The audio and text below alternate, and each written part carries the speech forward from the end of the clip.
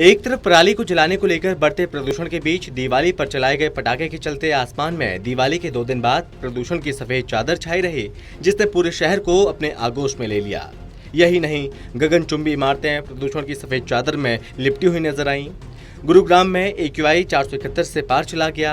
गुरुग्राम के मानेसर और सेक्टर 51 में सबसे ज्यादा 471 AQI नोट किया गया। प्रदूषण की मात्रा ज्यादा होने के चलते विजिबिलिटी काफी कम रही।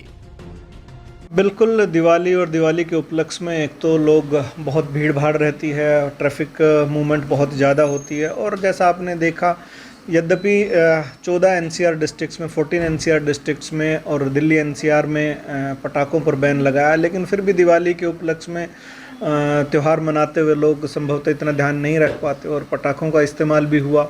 स्टबल बर्निंग भी कहूँ या ये भी साथ के साथ इसी टाइम चलती है, तो इसकी वजह से AQI जो है वो वेरी पुअर की स्टेट में भी आया है।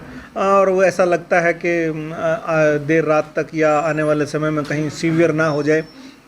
तो ऐसे में संभव है कि जिन लोगों जो पुराने खास करके दमा के रोगी हैं, अस्थमा या COPD जिनको कहते हैं, या पुराने हार्ट फेलियर के जो केसेस हैं, उनको दोबारा से सांस लेने में तकलीफ़ हो सकती है। खास करके जो लोग हैं जो और बूढ़े और जो बच्चे हैं, उनको वैसे ही सांस लेने में तकलीफ़ हो सकती है। बढ़ते प्रदूषण के बीच स्वास्थ्य विभाग की तरफ से भी लगातार लोगों से ये अपील की जा रही है कि जिस तरह से प्रदूषण बढ़ रहा है, उससे बुजुर्ग और बच्चों के लिए खतरा हो सकता है।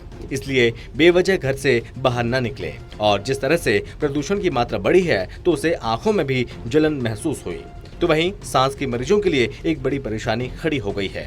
स्वास्थ्य विभाग की तरफ से ये भी बताया गया, अगले 1 से 2 दिन तक इस तरह का प्रदूषण रह सकता है और इसलिए एहतियात बरतना बहुत ज्यादा जरूरी हो जाता है। हालांकि हवा का दबाव बनेगा तो उसके बाद प्रदूषण की सफेद चादर आसमान से छट जाएगी।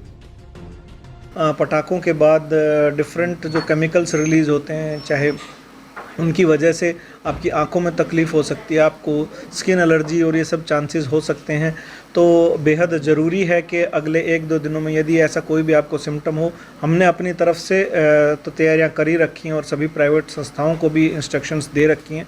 यदि आपको ऐसा कोई भी साइन सिम्टम महसूस होता है तो आप अपने नज़दीकी स्वास्थ्य केंद्र पर संपर्क करें। फिलहाल बढ़ते प्रदूषण पर नकेल कसने के लिए जिला प्रशासन की तरफ से भी पेड़ों पर छिड़काव करवाया जा रहा है। इसके अलावा शहर की सड़कों के किनारे मिट्टी को हटाकर सड़क किनारे छिड़काव कराया जा रहा है, जिससे कि PM 2.5 और PM 10 की मात्रा ज्यादा ना हो। Gulshan Grover, total news, Gurugram.